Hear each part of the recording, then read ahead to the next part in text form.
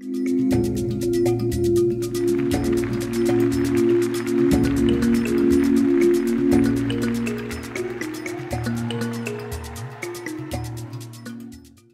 welcome up Jubal Harpster. There he is. Thanks, Peter.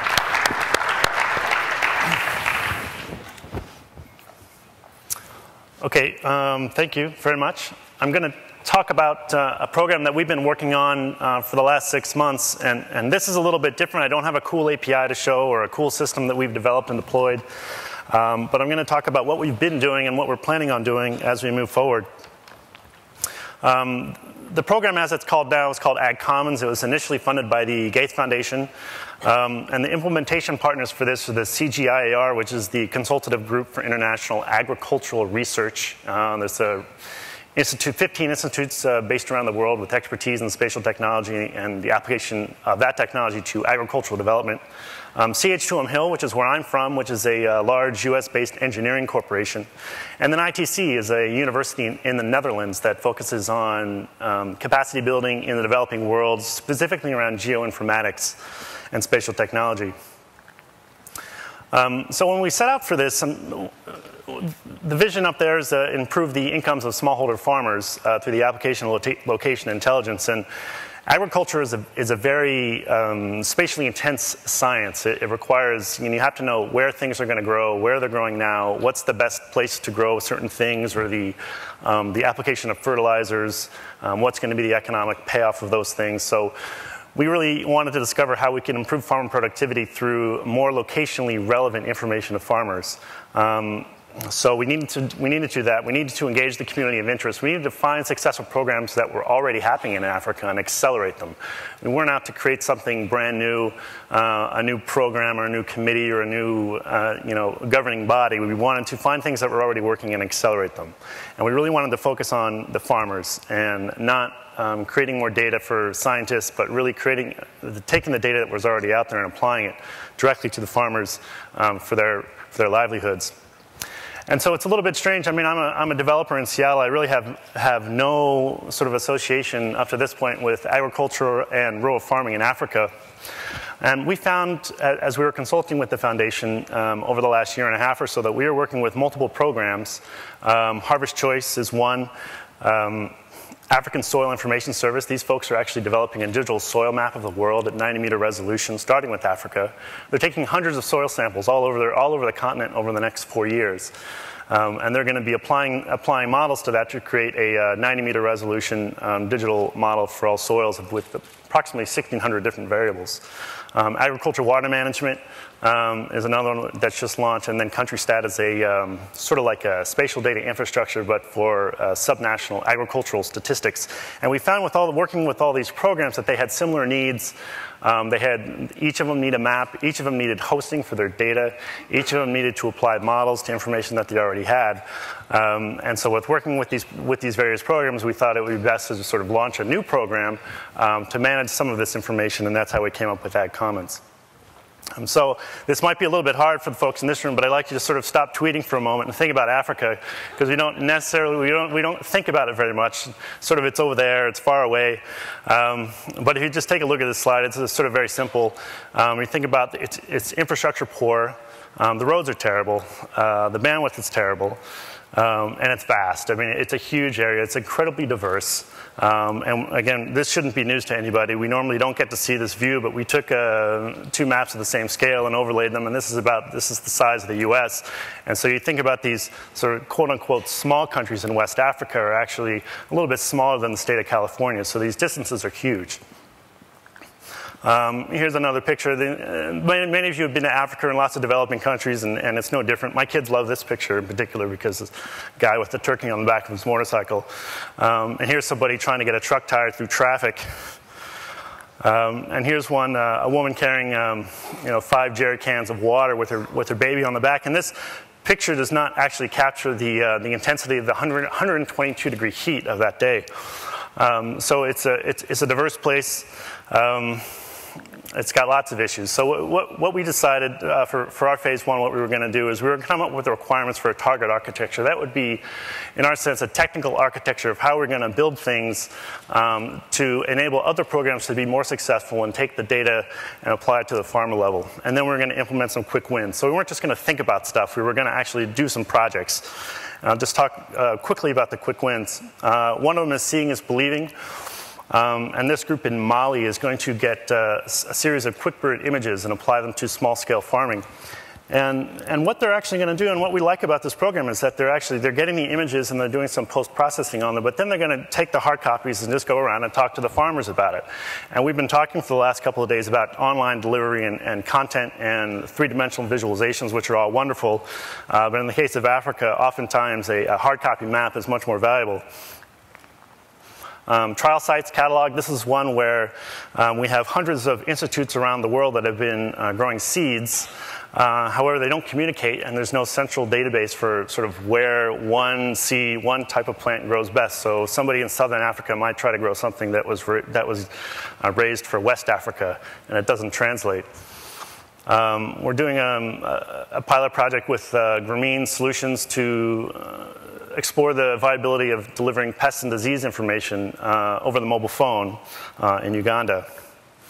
And then we're also working with CSIN and InMap to actively collect new roads data in Ethiopia. And this is similar to OpenStreetMap in a way, but folks like the WFP and other NGOs that have mission-critical logistics to get trucks to starving people can't necessarily rely on a data set that's from an unknown source. But what's nice about this, all the data that we're going to be collecting for this program is going to be free and openly available, so we'll make sure that it's available for the community to load into OpenStreetMap. And then we're mapping out pest seed dealers and input market fertilizer locations and creating new dissemination maps for farmers, and I'll talk more about that in a second. So part of our program, we visited 6 countries in about 6 weeks. And what do you do in Africa when you need to find out about location technology and sort of engage a community of interest? Well, you hold a WhereCamp. So we hastily planned a WhereCamp. We did this in about a month and a half on a shoestring budget. I made some calls, and I was able to line up some generous donations from sponsors very quickly. We had a venue. We had enough money for some T-shirts and a lunch, and we said, OK, let's get going. This is, you won't be able to read all the groups here, but we had over 100 attendees at the event. It was covered on the local television. It was covered by BBC and several other news organizations. And it was neat because this WhereCamp in Africa, we just opened it up, and we had groups from NGOs, universities, private sectors, individual hackers, all sorts of different people. It was great. And so here's just some more pictures. It was a huge success. We had lots of interest, and we learned a lot about it. And I think there's some other projects that came out of it as a result. They're going to be happening. So some of the current challenges that we found when we were in Africa is that the data is certainly available. There's lots of great programs happening all over the place. For example, the Food Policy Research Institute in IFPRI in DC is creating these global crop models that would be enormously valuable to farmers, but they're just not getting there. The dissemination channels are sort of broken, if you will. Land tenure issues are difficult. People actually don't know if you can actually own land in some of these places. In fact, up until 2005 in Rwanda, you couldn't own land. It was all owned by the government. This is a huge problem. And then some of the past efforts were sort of, they would keel over and die as soon as the funding period was over, and we didn't want to be part of that. We needed to make sure that we had a sustainable revenue model for our program moving forward. So what we tried to do, we tried to take the whole value chain and figure out what the data is that people needed, where it was going to come from, who was already producing it. Here's one system. This is a great example of a content management system which is currently being deployed in Kenya for the One Laptop Per Child platform. This one is primarily to inform local communities about pest and disease output. But the problem with it is once it's deployed in static HTML pages, is that the people in the communities actually have no way to update it. They sort of give it away, and it has enormous value when it's delivered, but there's no mechanism for actually maintaining these things over time. Here's a soil science test kit, which is deployed in the field. It's a little less than $100. It's being deployed all over the Uganda by the local university, and allows farmers to actually collect soil information right at their farm without actually having to travel for days to the local university for testing. And it's very interesting because they can collect the data for their particular soils, but they have no way to sort of inform everybody else on what's happening. So if we take this farmer, one of the things that we found is that they're very interested in what their neighbors are doing. And that helps them, if the neighboring village has a certain pest or disease or soil condition, they want to know about it so to help inform each other. The input dealers, or the people that will sell the fertilizers, don't actually know what the soil types are. So a farmer may have a particular soil type that requires a certain type of fertilizer, but so what? Because they can't actually get it, because they don't know where it's delivered. They go to the local place, and the local place just has what they have, and that's it. The input dealers, on the other hand, would find it enormously valuable if they could understand where the actual soil conditions were optimized for their service. And then, of course, the soil information could be fed back into the digital soil map of the world, because instead of several hundred, we would then have potentially several thousand, tens of thousands, 100,000 different points all over the place. And then that could help inform a national government policy, and of course that would help drive the markets, raise farmer income. But these cycles are just broken. The information is there, each individual component, but there's nothing really stringing it all together. But Africa it's changing. There's a high-speed internet line coming in to Kenya as we speak. It's being spun up. They're wired in Rwanda. They're wired in Uganda. Sort of everybody's waiting for this high-speed capacity. So when we went to the National Farmers Federation, they showed us this old map that they're using to sort of keep track of where their participants are. But then when I got back, I also realized they had a Facebook fan page for their site, and they have a website that has a chat room. So they're trying to find different ways to connect with users, but it's just not, it's in transition, it's just not quite there yet. And so we came up with this target architecture, and it's not so important that, all the different little boxes, but what's key here is that we found that the information needs to be taken offline. We need a way to get the data and the content and the systems that are developed and deployed in these places and use them when they're not connected. So if we have a tile cache or an image service, we need to make sure we can deliver that in an offline mode. And we developed a partner framework trying to find out who the content managers are, who are the data people, and how do we bring that information closer to the farmer. So let me just spend a minute talking about sort of what happens in phase 2, because we've been in phase 1, we've learned, we set out to do a certain thing, but what we're coming back with is quite different, actually. We need to have on and offline systems, probably a content management system, something like a Drupal-based system that we can take off the internet. We need to have offline mapping. We need to have mobile platforms. We keep finding these NGOs organizations where each one of them is developing a mobile platform independently. Seems sort of redundant. It needs to be services-based so we can have a revenue model.